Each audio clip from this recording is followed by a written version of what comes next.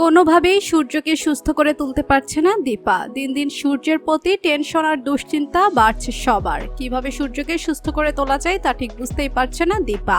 অন্যদিকে ইরা এবং অর্ণব পেনড্রাইভের খোঁজে সেনগুপ্ত বাড়িতে চলে আসে। সেনগুপ্ত বাড়িতে এসেই লাবণ্য সেনগুপ্তকে ইরা বলে, ওই পেনড্রাইভটা আপনার কাছে আছে। তখন লাবণ্য সেনগুপ্ত বলে, এই পেনড্রাইভ আমি কাউকে দিব না, কেননা এই পেনড্রাইভে আমার ছেলের বউ এবং মেয়েদের ভবিষ্যৎ রয়েছে। আমি চাই না পেনড্রাইভে থাকা সবকিছু ছড়িয়ে পড়ুক। অপরদিকে সূর্যকে আস্তে আস্তে সুস্থ করে তোলে দীপা। সূর্যের জ্ঞান ফেরার পর দীপার সাথে লাবণ্য সেনগুপ্ত বাড়িতে ফিরে আসে। বাড়িতে ফিরে এসে দেখতে পায় ইরা এবং অর্ণব। তখন সূর্য দীপাকে জিজ্ঞেস করে, এরা আমাদের বাড়িতে কেন এসেছে? তখন দীপা সবকিছু সূর্যকে খুলে বলল। সূর্য রেগে গিয়ে ইরা এবং অর্ণবকে বলল, তোমাদের তো সাহস কম না? তোমাদের সাহস আছে বলেই তোমরা সেনগুপ্ত বাড়িতে চলে এসেছো। তোমরা কি চাও ওই পেনড্রাইভটা? চাও তো মনে রেখো, ওই পেনড্রাইভটা তোমরা কখনোই পাবে না। তোমরা যদি বাড়ি থেকে বেরিয়ে না যাও তাহলে আমি পুলিশ ডাকবো। এরপর ইরা এবং অর্ণব বাড়ি থেকে বেরিয়ে পড়ে।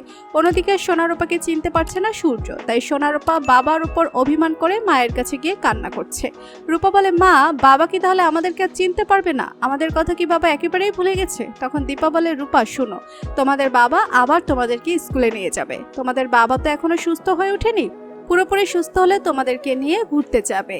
এই বলে দীপা সোনারূপাকে শান্ত করে, কিন্তু দীপা মনে মনে প্রতিজ্ঞা করে যেভাবেই হোক সোনারূপার কথা সূর্যকে মনে করিয়ে দিতে হবে, তাহলে হয়তো সূর্য সোনারূপার টানে স্মৃতি ফেরার চেষ্টা করবে। তো বন্ধুরা, তোমরাও কি চাও সূর্যের স্মৃতিশক্তি ফিরে আসুক এবং সোনারূপাকে নিয়ে একসাথে থাকুক? তাহলে অবশ্যই কমেন্ট করে জানাবে এবং পরবর্তী আপডেট পেতে আমাদের চ্যানেলটি সাবস্ক্রাইব করে পাশে থাকবে। ধন্যবাদ।